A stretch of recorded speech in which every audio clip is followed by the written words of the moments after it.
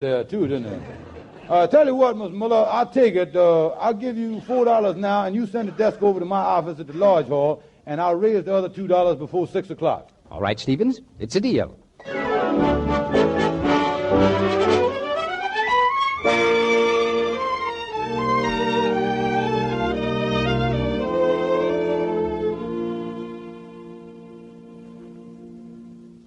Amos, I can't tell you how sweet it was of you to come over and bring us this anniversary present. Oh, that's all right, Sapphire. You and the Kingfish is two of our closest friends. Tell me, what did the Kingfish give you for your anniversary? I wished you hadn't asked me that, Amos. George walked out of the house this morning, and he not only didn't give me a remembrance, he didn't even mention our anniversary. I feel terrible. Well, now look, Sapphire, maybe he did that on purpose, so he could kind of surprise you tonight with a present. No, Amos, he just forgot about it. It's because it don't mean nothing to him no more. Amos, the love done went out of our marriage. Oh, don't say that, Sapphire. The Kingfish still loves you. I know he does. Well, not like he used to, Amos. I just took out some old love letters that he wrote me 20 years ago, just before our marriage. Here, read this one. It's short, but it certainly is beautiful. It comes with some flowers. To the most wonderful woman who ever drew the breath of life, I love you with all my heart, George. Yes, Sapphire, that's really beautiful, all right. Yes, ain't it? I was looking over these other 4 letters, too. They're all just the same, sweet and affectionate. Oh, Amos, why can't George be sweet like that again? Yeah, well, what we got to do is kind of remind him, say, wait a minute, I got an idea. I tell you what I'll do, Sapphire. I'll take these 5 letters, and I'll slip them into Kingfish's desk at the office, and when he finds them, it's going to remind him of the way he used to feel about you. See, Sapphire, I know this is going to work.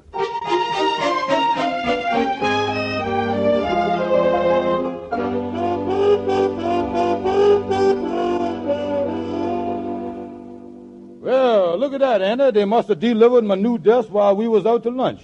That's a new desk? Yeah. Well, if that was a new desk when you bought it, we must have took longer to eat lunch than we thunk. Look at all them holes. Look at them holes in there. What is them? Oh, them is wormholes, Anna. Yeah, that proves the thing was owned by George Washington. Yeah, there used to be worms in that desk. Yeah, that's a fine thing for a fellow to keep in the desk. Boy, this thing sure is busted down. Look at this drawer here. Mm-hmm. What are these papers doing in here? They look like old letters. Yeah, let me see them there, Anna. Yeah, 5 of them. That's right. Yeah, one say, to the most wonderful woman who ever drew the breath of life, I love you with all my heart. Signed, George. Say, Andy, this letter signed George. Signed George, huh? Well, what about it? George is the common name. Even you has got it. Say, Andy, don't you understand? This desk belonged to George Washington. And if these letters are signed George, then these letters must have been written by the father of our country. Yeah, to the mama of our country. Yeah. Or say, Andy, this is the greatest thing that's ever done happened to me. Yeah, it's good, all right, but listen, Andy, don't you understand? If these are George Washington's letters, they is worth a fortune. Oh, people collect this kind of stuff, and they pay anything for them, maybe even $10,000. $10,000. Well, this has certainly been our lucky day, ain't it, partner dear? Yeah, well, I thought, say, Andy, there was a word you done used there that kind of grated up against me there, you know it? The word partner. Now, that word only is used when there's 2 or more peoples in a deal, and there's just one peoples in this deal, now it's both of them. That's what it is. Now, just a second, King. Now, just a second, nothing. Them letters is mine. That's my desk. Picked it out myself, and I bought it with my own money. Yeah, that's right. You put up the capital, and I has done put up the labor. What labor? I was the one that opened the drawer. Nothing doing, Andy. No partners. But, Kingfish, I as your friend. But I tell you, I ain't taking no partner in this deal. But we has been partners in dozens of deals. Sorry, son, the answer is definitely no. I'll give you $12. Here's your receipt. Now, look here. Now I can pay the rest that I owes on the desk with this money of yours. Yeah, well, here's your money. Yeah, thanks, Andy. Lightning's out in the hall there. Call him there, will you, Andy? Okay. Hey, Lightning. You want me, Miss Andy? Yeah, you ain't busy, is you? Well, I just been sweeping up the hall again. Yeah, well, the Kingfish want to see you in here. Brother Kingfish, I ain't got much time, What I got to do is go to my memory course at night school. Well, I don't care nothing about that, Lightning. Now, look, Lightning, this is reporting. I want you to take this $2 over to Miller's second-hand furniture store and pay it to him for me. Now, whatever you do, Lightning, get this in your head. Yeah, sir. I want you to get a receipt. Okay, Kingfish. Yeah, that's right. That receipt is reporting, Lightning. You see, we done kind of struck it big here. We got some letters that George Washington done read. Did you say George Washington unread them? Yeah, that's right, Lightning. He wrote them over 100 years ago down in Virginia, and today just come into our hands. The mail sure is slow, ain't it? Listen, Lightning, they didn't come in the mail. You say they didn't come by the mail? No, we done found them in this genuine George Washington desk that the Kingfish bought at Miller's. These letters might be worth $10,000. Yeah, and that's why you pay us. When you pay us the money now, give the man $2. You got to be sure and get a receipt proving that the desk is mine. Now get going. Okay, Brother Kingfish.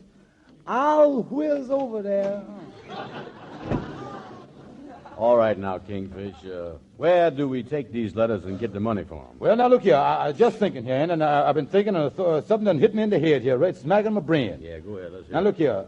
We might take them down to the Smithsonian Institution in Washington, D.C., District of Columbia. Take them right down there because they collect all that historic stuff. Yeah, but do you think they're going to be crazy enough to pay $10,000 for 5 old letters? Oh, sure. They ain't so smart about the things they buy.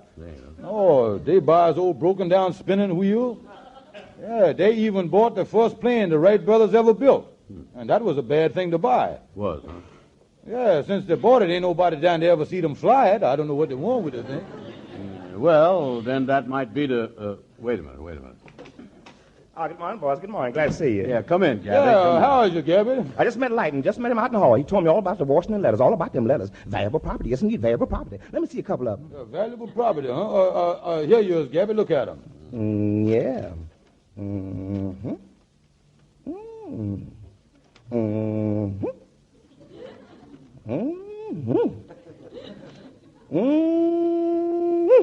He sure was crazy about Martha, wasn't he? Oh, yeah, he was fixing it all right. These is old letters, all right. Must have been written with a quill. A quill? Oh, yeah, and that's where they used to do it in the old days. They used to write with the tail feathers of a chicken. They did, huh? Didn't the chicken get in the way? Oh, Andy. They plucked out the feathers first. Oh, they pulled the... Oh, I see. Now, look here, Gabby. Me and Andy is figuring on getting $10,000 for these letters. $10,000. Oh, goodness, that's a lot of money. Yes, indeed, a lot of money. Yeah, and when we gets it, we each going to take our share and put it right smack in the bank, too. Is that what you're going to do? Is that what you're going to do with 10,000? In financial circles, that's what you call sinking fund. Sinking fund? How you figure? Well, if you start sinking that money in the bank, you ain't going to have much fun. That's sinking fun if I've had it. Now, look here, Gabby. You might be able to help us on selling these letters. Now, we was thinking that we might take them down to the Smithsonian Institution in Washington, D.C. Now, what you think? Bad, very bad, Kingfish. You don't stand a chance there. No, indeed, not a chance. What you ought to do is take him to this fellow, Professor Pepperdine, I read about. Professor Pepperdine. He's a famous collector of everything of the colonial period. I can get his address for you. Professor Pepperdine. Yeah, well, now, that sounds like a good idea. I'll go down there to see him. Yeah, Kingfish, do that. Well, Gabby, I guess this whole thing make me and the Kingfish about the smartest men in Harlem, don't it? Andy, I'd rather not answer that if you don't mind. Why not? That's like George Washington. I can't tell a lie neither.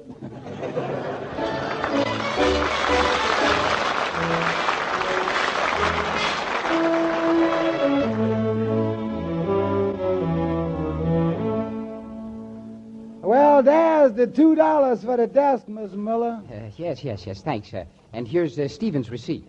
Oh, say, before you go, would you mind telling me about those George Washington letters again? Yeah, well, all I know is that the Kingfish found them letters in the desk he done bought from you, and they worth $10,000. Yes, well, that's fine. Yes, thanks. Yeah, so goodbye. So that broken-down piece of junk really was a George Washington desk. Well, I'm going over and buy that back from Stevens before this day's over.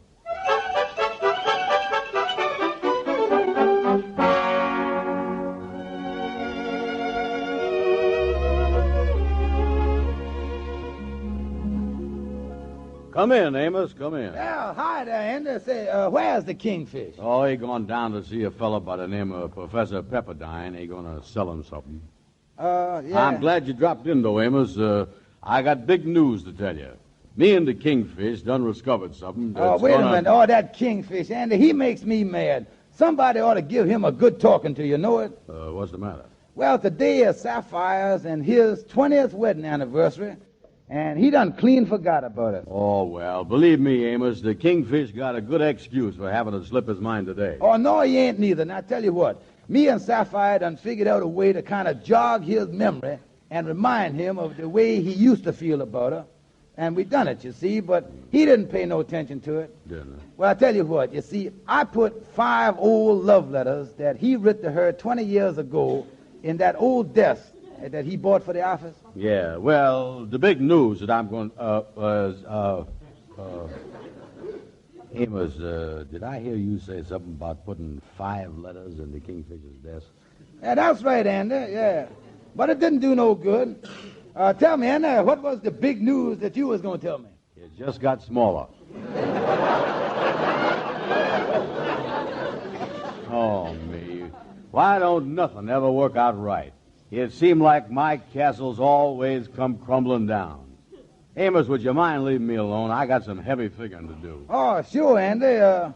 What is you got to figure out? How I was going to get $12 back.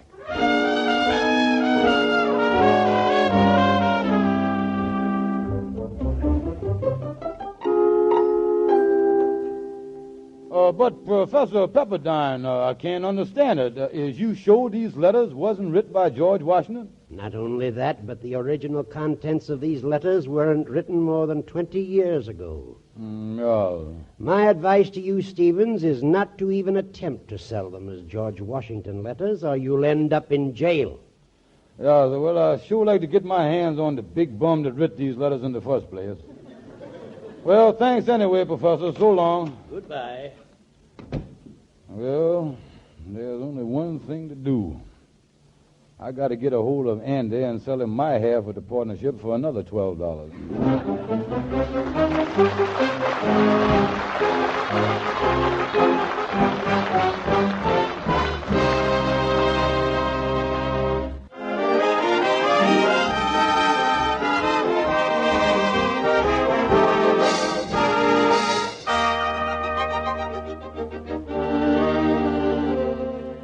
Well, now that Professor Pepperdine has convinced the kingfish that the letters he had were not written by George Washington, and now that Andy knows they actually are the kingfish's old love letters, both partners are looking for each other in the hope of disposing of his interest in the partnership without tipping off the other.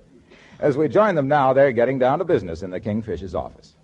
Andy, glad you dropped in because I just sitting here saying to myself, Andy Brown is the best friend I got, and I certainly loves him. Yeah, well, I just come over here to tell you that I was crazy about you, too. Now, look, Andy, I want to tell you about my love first, and I'd appreciate it if you wouldn't interrupt me. All right, sorry. Anyway, I keep saying to myself, Andy Brown is always doing things for me, lends me money when I want it, comforts me in my hour of needs. Is that me? Sure it's you, yeah. And then I ask myself this question. I say, George Stevens, when is you going to do something for Andy? When is you going to pay back that great friendship of this noble, generous, wonderful man? Is that still me? That's still you, yes. And the answer come back to me, Andy. Here I got these George Washington letters. Why don't I give them to Andy? I say to myself. Yeah, let him make the $10,000. Of course, Andy, just so I don't embarrass you too much by doing such a great favor for you, I'll let you pay me a measly $12 for my half interest. Yeah. Tell me this, Kingfish. Is you all through with the love stuff now? Yeah, I think I done covered everything there. Yeah, 'cause I come over to tell you about how crazy I is about you. Me? Yeah. Tell you the truth, I is willing to sell you back my half of the letters for $12 and let you keep the $10,000. Sorry, Andy, I love you too much. Not as much as I does you. Much more. Brother Andy, the love I got for you is greater than all the famous loves in history. Romeo and Juliet, Antony and Cleopatra, Barnum and Bailey, and all them great people. I tell you, I got them all beat, Andy. Yeah, well, the only thing is,